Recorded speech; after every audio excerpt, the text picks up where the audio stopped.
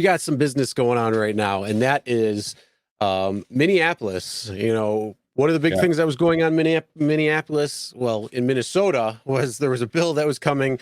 It got vetoed from the governor. And then, the city of Minneapolis decided, well, we are going to move ahead anyways because drivers are not getting the fair pay. So they're bringing in $1.40 a mile and 51 cents per minute, which is bonkers. It's not the highest in the country. It's, I believe, now the second highest behind Seattle. And I believe Tacoma is in that as well when it comes to the rates. So Washington State is a little bit lower besides Seattle and Tacoma. And then New York City is actually a little bit lower as well, too. So this will be the second highest in the country when it comes down to it, which is awesome to see. Now, Uber and was it Uber or Lyft? I can't remember. I believe it was both. Oh, both of them. Okay. So both of them said, if you're going to pass this ordinance, well, we're not going to be able to operate there. We're going to have to stop our service January 1st. So quite a few months away still. And, it's still passed. So, hey, what's going on next, though? Well, so the bill passed on an 8-5 vote. So the city ordinance has passed. So you people know.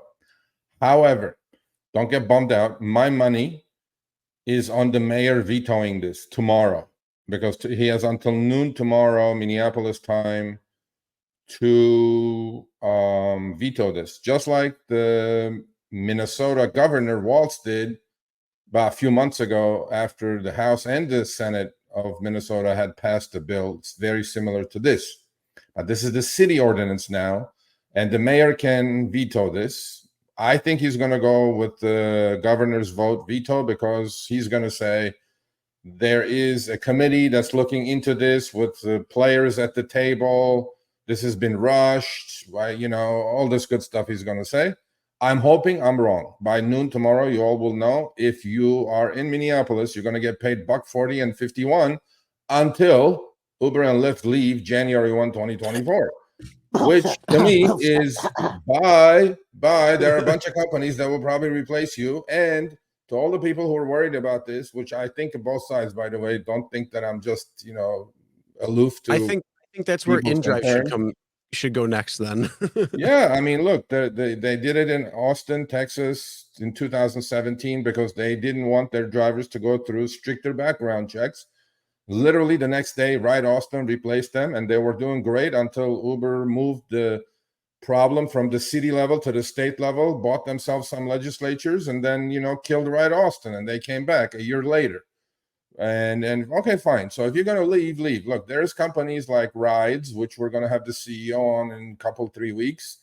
We had InDrive last week. There are companies that are coming that are just going to do this. I mean, you guys can do all you want, cry boo hoo hoo, say leave. Instead of leaving, go to the table. Hold on, I gotta look this up. He already vetoed the bill? Oh, there you go. Breaking news. I thought it was tomorrow. The mayor vetoed the bill. The news just came out with it. Okay. So as I thought, I spoke to a couple of journalists today. I said, my money is on the mayor vetoing the bill. Well, there goes that bill. Now, what's the game plan? Uber and Lyft are at a table with the Minnesota Drivers Union and the governor's committee.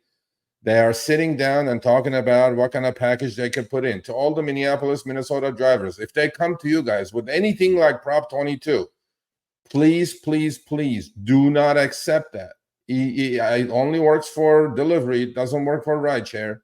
And I'm telling you, people, if you get Prop 22, you guys are all screwed like we are in California. Now, what's the next move? The next move actually is the vote was 8-5 in the city council. Now, the city council can override this veto if they have 2/3 majority. 8-5 is pretty close to 2/3. They need one more vote. I just pulled up the article right now, and it says the move means the council will vote at its meeting on September 7th to override the veto, with at least 9 votes required to approve the ordinance. So basically, one person didn't vote because they weren't there. So they could potentially have the votes to override his veto. Yes.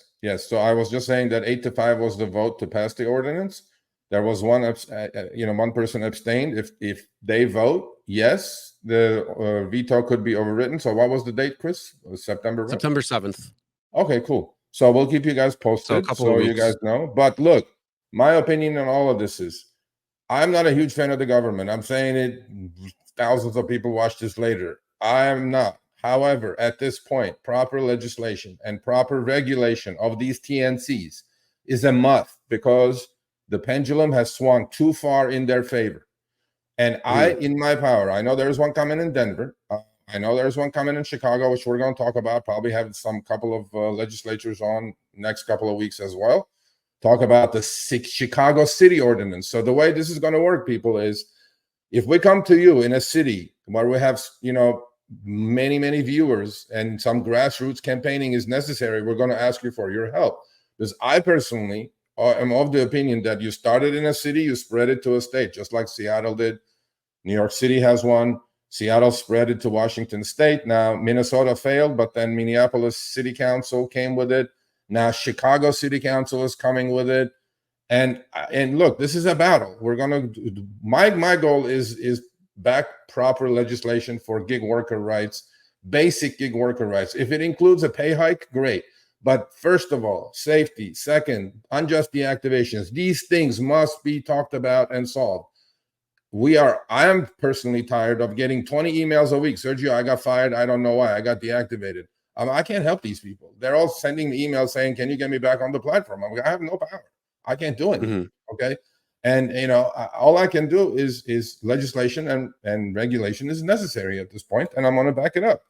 And, some people who are watching this may or may not like it now, but hey, basic stuff has to be given to drivers, right? And if it's going to come with, higher pay, I'm all for it. Who doesn't want higher pay? The number one complaint is what, Chris, on RSG? Higher pay for years. Yep. Yeah. So hey, I'm here to help legislatures, talk to them, educate them, because I believe most legislatures have no idea when it comes to RideShare just like the mayor who just vetoed it.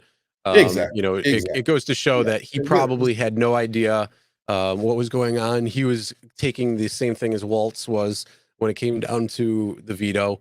But the only difference is now we will see what happens on September 7th if it gets a 2/3 majority. So council members there, if you're fighting for, or if you're voting for that, then, to convince your other council members there, you need to educate them exactly on what the reason is, why, and, what would make it a better when it comes to that. So I think better pay is going to be better overall, because you can work a little bit less. That means you're not going to be working when you're tired. That means you may not get into as many accidents. You may be able to have a lot of different things that can happen and come together with these things. So I think over time it's definitely needed, and I agree. It's definitely swung too far in their advantage, where they're able to call 100% of the shots, and drivers are just left in the dark and have to deal with what they're being dealt with. Well, here's the deal. So if the vote is September 7th, to all our viewers in Minneapolis, right? This is the deal. I'm going to get in touch with Joe, who is in Minneapolis. I'm going to try to get the name of that city council person who did not vote. That's the 9th vote to override this mayor's veto. I'm personally going to write him a letter and give him a call explaining to him what is at stake. And whoever it is in Minneapolis, please find out that council person's name, I email think you address, should also hit up all the official. people who said no. Hit up all the people who said no, because they probably don't understand or know. And then I would just hit it again with the people who said yes and say, look, this is what's going on. This is what's happening. Any other information or whatever, any education you may need when it comes to, this type of ordinance, and, when it comes to the veto itself or the override, that's what we're going to have to figure out. So I'm going to do everything I can to get a hold of this gentleman and the people who voted no, and explain it to them. Maybe, you don't have to have this gentleman vote. You can turn over a couple of other votes, right? So let's work. Let's see if we can make some change. I'm definitely in. So September 7th is like 2 weeks away. So, hey, let's go to work. Whoever's in Minnesota, Minneapolis, hit this council person up, and I'm going to do it. And, look, there are companies that can replace Uber and Lyft, like we said, maybe not overnight, but there are. And this game has to end. This game of, we're going to leave. I'm like, leave. Okay, just leave. Let's see what happens. How did people get around in Minneapolis 10 years ago? Seriously. 10 years ago, there was no Uber or Lyft. How'd they get around? Okay, I get it. If it's the problem of the city of Minneapolis having shit public transportation and Uber found the opening and came in and filled that hole, I get it. There are a lot of people who need this thing to use it for medical services, things like that. I understand the other side of the story. I really do. But what I'm saying is that every single time saying, no, we're going to leave. I'm like, okay, leave. One time, leave. And then we'll see what happens. So. All right, thanks for watching. That short little clip was from our live stream, Show Me the Money Club with Sergio and myself, Tuesdays, 6 p.m. Eastern, 3 p.m. Pacific. Make sure you subscribe, turn on all notifications so you get notified when we go live, as well as all of our awesome content. Make sure to check out this video right here, which will take you to the entire live stream, or check out this video right there. All right, drive smart, everyone.